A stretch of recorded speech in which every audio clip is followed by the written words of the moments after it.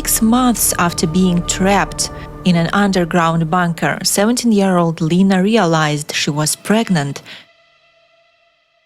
She begged Victor to let her go, but he could not allow this, because in this case he could be sent to prison. Therefore, Lena had to give birth to a child underground in unsanitary, terrible conditions without help or medicine. The pregnant teenager felt terrible, but this didn't stop Victor. He continued to call her into the next room and satisfy himself on the red blanket.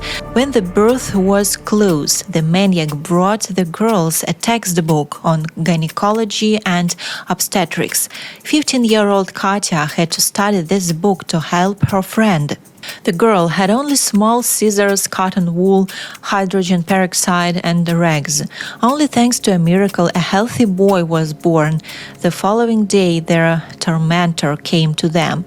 The news that he had a son didn't bother him at all. He only called Katya to satisfy his needs. 2 weeks later, Victor demanded that the girls give them the baby, but they refused because they thought he wanted to kill him. As a result, the boy lived with them in a dirty bunker for almost 2 months. One day the girls woke up and realized the baby was missing.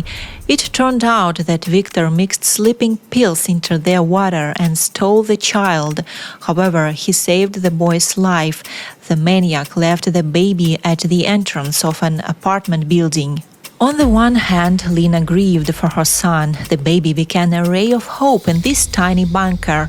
But on the other hand, she was glad he was free, could see daylight, and received proper nutrition. An underground bunker is a terrible place for a baby. When Lena became pregnant a second time, the story repeated again. Katya helped her friend to bear the baby boy for the second time. A child lived with them for 4 months. After that, the girls themselves decided to give him to Victor.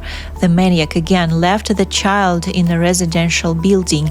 By the way, both boys ended up in foster care and never found out who their parents were. It was probably better for them this way.